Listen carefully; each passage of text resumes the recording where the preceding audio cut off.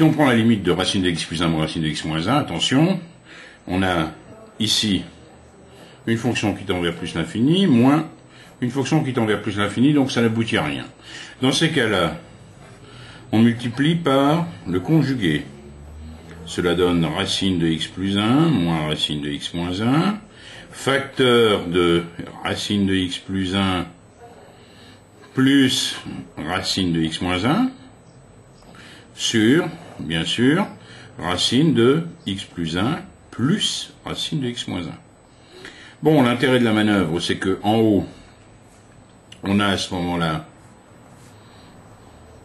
une identité remarquable, a moins b fois a plus b, ça fait donc limite de x plus 1 moins x plus 1, d'accord, sur racine de x plus 1 plus racine de x moins 1. Bon, comme tu le vois ici, en haut, ça me fait 2, sur quelque chose qui tend vers plus l'infini. Conclusion,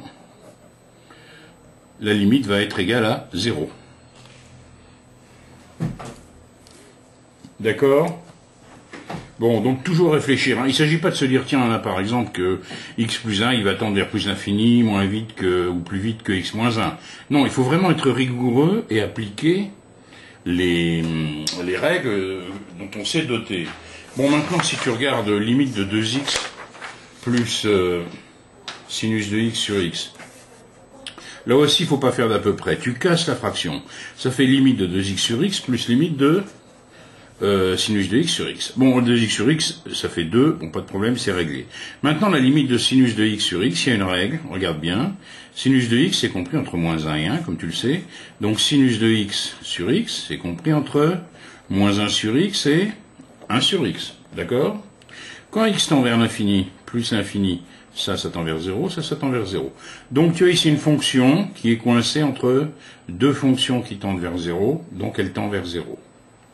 Alors, ceci, ça porte évidemment un nom, c'est le théorème des gendarmes. Donc, conclusion de la manœuvre, ça te fait comme limite 2. Puisque la limite de sinus de x sur x, quand x tend vers plus l'infini, sera égale à 0.